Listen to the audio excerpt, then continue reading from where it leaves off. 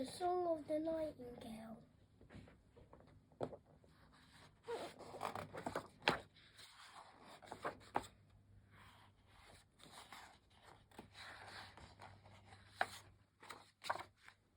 The earth was young and fresh and full of colour.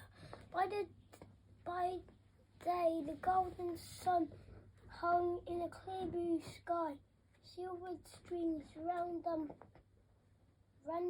purple mountains into deep green seas. By night the moon laid on a quilt of velvet black, draped over the snow-capped poles. There were burning deserts of yellow and orange and flaming red. Shady forests were filled with trees and flowers in every colour of the rainbow.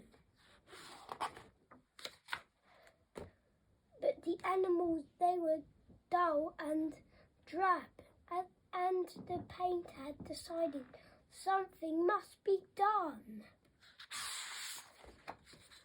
She called all the animals together, with scales and fish with tails and pigs with bristly hair, whales that swam and deer that ran and birds that soared through the air. There were wings on the bat and teeth on the rat and claws on the grizzly bear.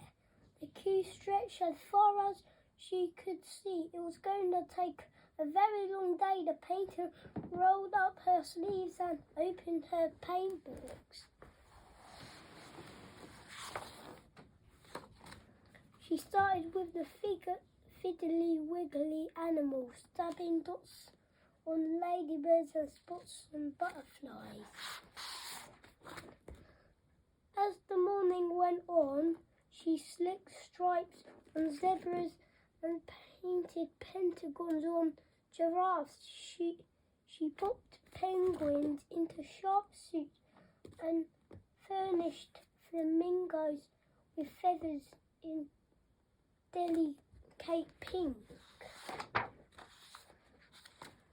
The sun was high in the sky when the painter stopped to rest. The penguins waddled away and plopped into the deep, dark seas.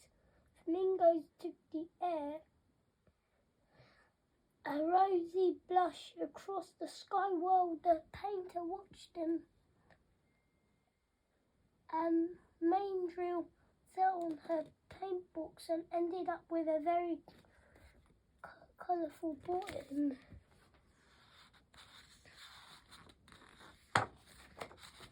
The painter went back to work. She had enough of fiddly twiddly patterns, so she got out her biggest paintbrush and some enormous pots of paint. She painted crocodiles green and elephants grey, kangaroos red and orange,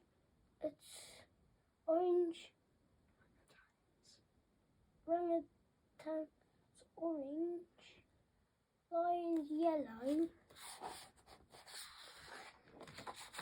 and whales blue.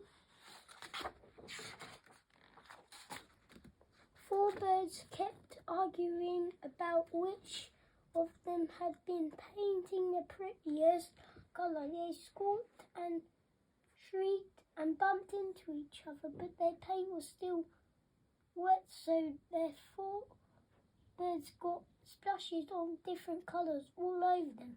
They became the parrots. The painter worked all day, animal after animal after animal, till she came to the very last in the queue. It was a tiny beetle who had waited patiently for its turn, because it had stood so quietly for so long. The painter took out a tiny pot of gold paint, and that little beetle became the golden scrap. At last the job was done. The sun was going down and was starting to get dark. The painter closed up her paint box and rolled down her sleeves. She was just about to go home when out of the shadows of the forest flew a little bird. It had been scared by the noise the animals had made as they queued to be painted and didn't like the heat of the bright day. This bird preferred to be the coolness of every and the stillness of night. It flew all the way up, putting its head on one side and waited to see what colour it would be.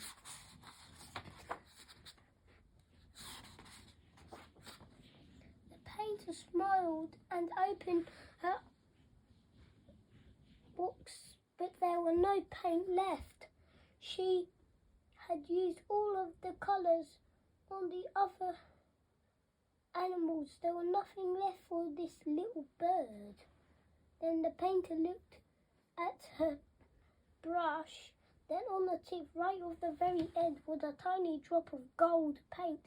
The painter asked the bird to open up its beak, and she put that drop of gold paint right at the back of its throat.